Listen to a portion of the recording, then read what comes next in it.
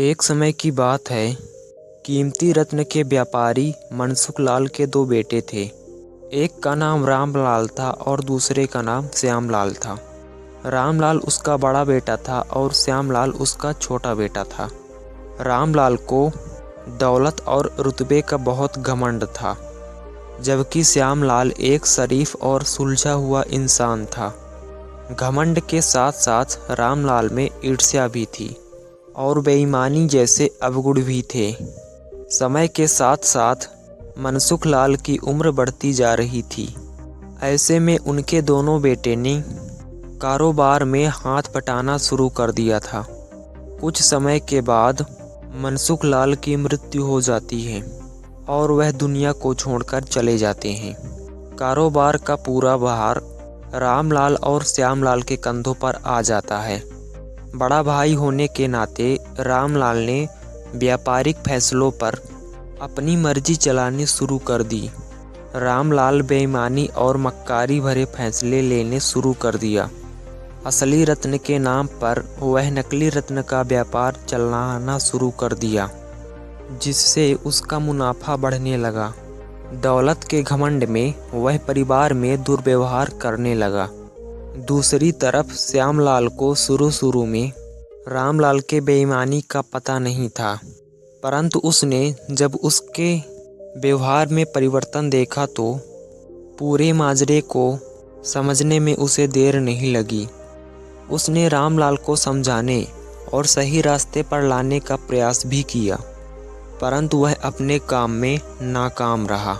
रामलाल को जरा भी फर्क नहीं पड़ा।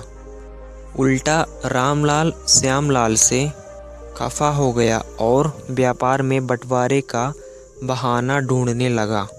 बंटवारे में भी रामलाल ने बेईमानी की साजिश रची। श्यामलाल के हिस्से पर भी उसने कब्जा कर लिया। रामलाल के इस व्यवहार से श्यामलाल दुखी होकर शहर में दूसरी जगह अपना व्यापार जमाने चला गया और रत्न के अपने व्यापार को नए सिरे से शुरू किया। ईमानदारी की नींव पर शुरू हुआ श्यामलाल का व्यापार जल्द ही उच्च स्थान पर पहुंच गया। एक तरफ जहां श्यामलाल की ख्याति देश और विदेश में चलने लगी, वहीं दूसरी तरफ रामलाल की करतूतों की पोल खुलने लगी। नकली रत्न के व्यापार के कारण रत्न बाजार में रामलाल की साख को जोरदार धक्का लगा और उसके व्यापार का दायरा सिमटने लगा।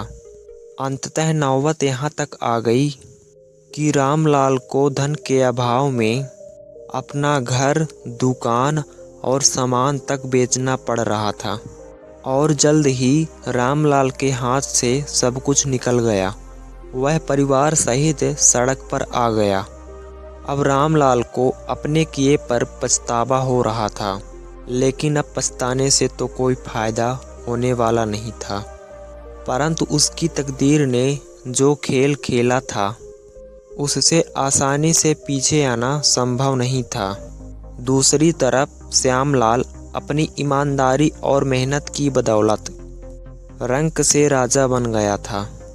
जब रामलाल की बदहाली की खबर श्यामलाल तक पहुंची, तो श्यामलाल को बहुत दुख हुआ।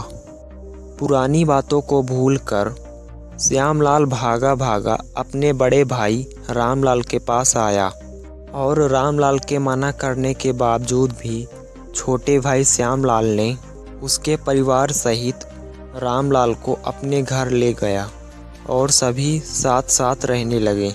तो इस छोटी सी कहानी से हमें यही सीख मिलती है कि हमें कभी भी अपने कार्य में बेईमानी नहीं करनी चाहिए। अगर आप ऐसा करते हैं तो ऐसे में आपकी पूरी ज़िंदगी खराब हो जाएगी। हमें हमेशा ईमानदारी से अपने कार्यों को करना चाहिए।